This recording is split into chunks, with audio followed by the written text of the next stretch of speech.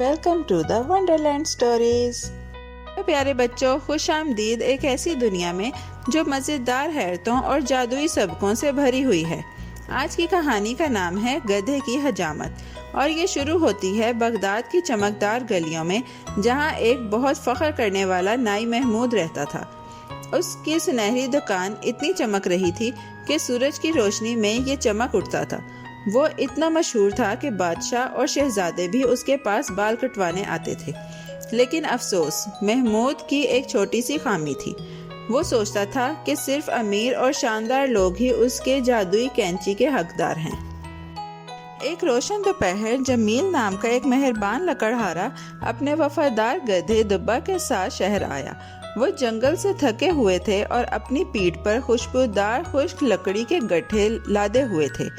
جمیل محمود کی شاندار دکان کے سامنے رک کر خوشی سے آواز لگاتا ہے، لکڑی، خوشبودار خشک لکڑی برائے فروخت۔ لیکن محمود باہر جھانک کر ناک اونچی کرتے ہوئے جواب دیتا ہے، یہ لکڑی نہیں ہے، یہ ٹہنیاں ہیں، میں صرف 2 سکے دوں گا۔ جمیل، جو بہت محنت کر کے لکڑیاں جمع کر چکا تھا، سر ہلاتا ہے اور نرم آواز میں کہتا ہے، جناب، یہ کم سے کم 4 سکے کے برابر ہے۔ وہ قیمت پر بات چیت کرتے ہیں اور آخر کار محمود راضی ہو جاتا ہے۔ جمیل لکڑی احتیاط سے اتارتا ہے۔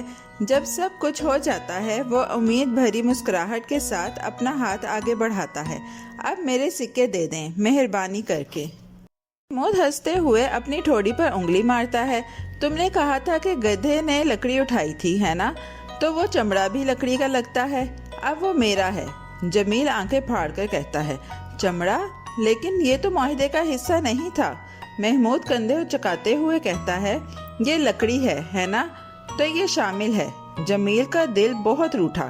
اس نے کبھی ایسا شخص نہیں دیکھا تھا جو الفاظ کو اس طرح موڑ سکے۔ جمیل دکان سے دکان تک مدد کی درخواست کرنے جاتا ہے، مگر کوئی نہیں سنتا۔ سب کہتے ہیں محمود بہت طاقتور ہے۔ آخر کار کسی نے سرگوشی کی، بادشاہ کے پاس جاؤ، وہ دل سے سنتا ہے۔ تو جمیل بادشاہ کے سنہری محل کی طرف چل پڑتا ہے۔ بادشاہ خاموشی سے سنتا ہے، مہربانی سے مسکرایا اور جمیل کے کان میں ایک ایسا منصوبہ کہا جو اتنا چال باز تھا کہ جمیل ہنسی سے جھوم اٹھا۔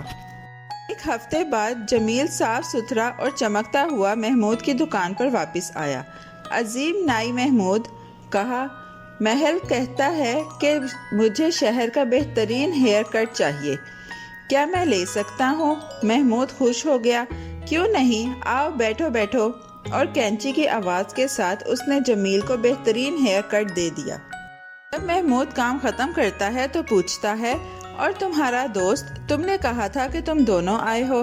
جمیل مسکرا کر گدھے کو لے آتا ہے، یہ رہا وہ۔ محمود دنگ رہ جاتا ہے، گدھا؟ تم چاہتے ہو کہ میں گدھے کے بال کاٹوں؟ جمیل ادب سے کہتا ہے، کیوں نہیں، تم نے گدھے کے چمڑے کو میری لکڑی میں شمار کیا تھا، تو اب وہ میرے ہیئر کٹ کا حصہ ہے۔ محمود چہرہ لال کرتے ہوئے چیخ پڑتا ہے، جاؤ، تم دونوں جاؤ۔ لیکن جمیل نے کوئی بحث نہیں کی، وہ فوراً بادشاہ کے پاس گیا اور ساری بات بتا دی۔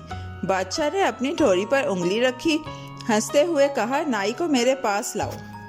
جلد ہی محمود بادشاہ کے سامنے کھڑا تھا، گھبراہٹ میں۔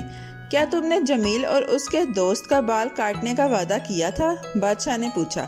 محمود ہنستے ہوئے بولا، ہاں، مگر میں نہیں جانتا تھا کہ اس کا دوست گدھا ہے۔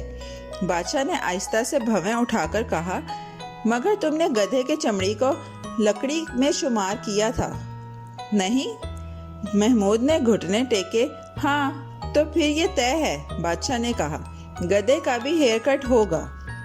اگلے دن شہر کے چوک میں ہنسی اور رنگ برنگے چراغوں کا راج تھا۔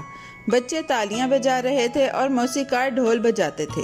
جمیل دبا کے ساتھ آیا، جو ایک چھوٹا سا پٹا پہنے ہوئے تھا۔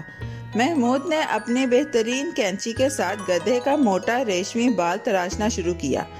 چمپ چمپ چپ کی آواز سنائی دینے لگی، لیکن ارے، گدھے کے بال اتنے گھنے تھے کہ محمود نے اپنی کینچی توڑی، پھر دوسری، پھر تیسری۔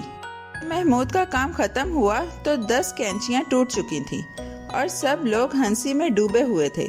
لیکن جمیل نے مہذب انداز میں جھک کر کہا، شکریہ مہربان نائی، اب ہم دونوں نے تمہارا شاہی ہیئر کٹ لے لیا ہے۔